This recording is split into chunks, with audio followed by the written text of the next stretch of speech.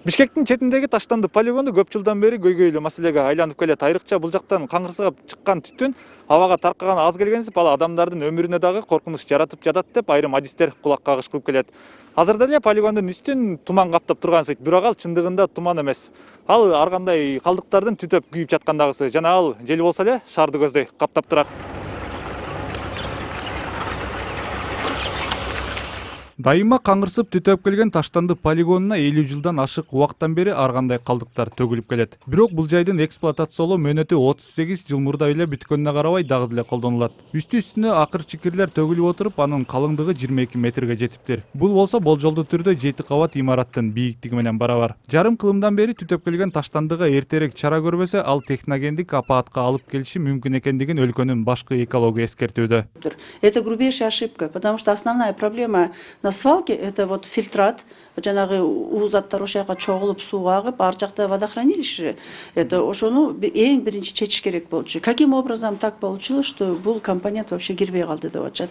Экинчиден жанагынтип эрежесин бузуп туруп, проектси жок иштерди баштап коюшуп, жанагы глиняный колпак деп коет. Ошо жанагы жайгашкан жерлерди, мурдакы жайгашкан жерлерди ошо глина менен жаап салышыптыр. А при этом жана скважиналар жок. Газ азыр өйдө жака чыкпай, жана с боков выходит, и поэтому получается газ выходит, поддувается, мусор сверху падает, очок кылып коюшканда искусственно созданный очок, который все время будет гореть. Учурда таштанды төгүлүп отуруп, дөбөгө айланган бул жайдан жүздөгөн адамды кезиктирүүгө болот. Алар металлдарды, кагаз, желим бөтөлкөлөрдү терип өткөрүп акча табышат. Ал эми акыр чикирди кайра иштетүү заводун куруу демилгеси 7 жыл мурда эле көтөрүлгөн. Жылына миңдеген тонна таштанды төгүлсө, анын жарым эле уулуу заттарды бөлүп чыгуучу калдыктарды түзөт экен. Экологдор болсо абаны зыянга учуратпаш үчүн калдыктарды аралаштырбай өз-өзүнчө бөлүп төгүүнү сунуштоодо. Ошондой эле күн суук болуп турган 2-3 айдын ичинде түтөп жаткан дөбөнү өчүрбөсө, жаз жай мезгилдеринде аны дагы токтотуу мүмкүн эмес экен. Кайра иштетүүчү заводду ошо жанагы местоположениясы таптакыр туура эмес. Ошо айтып атпаймынбы,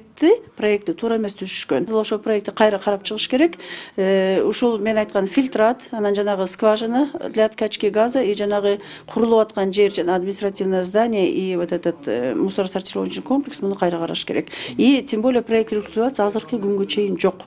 Эмне үчүн мына 17-жылдан бери, 3 жылдан бери проект жок. А бирок проекти жок, курулуш иштер, жанагы өзүнүн иштери жүрүп атат.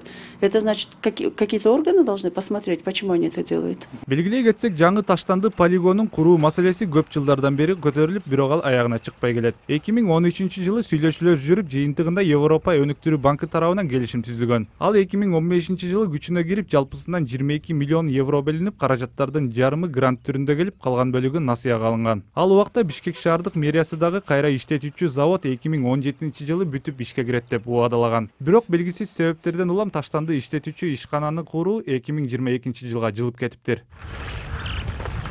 Дастан Жолдошев, Сардар Ашырбаев, МТС.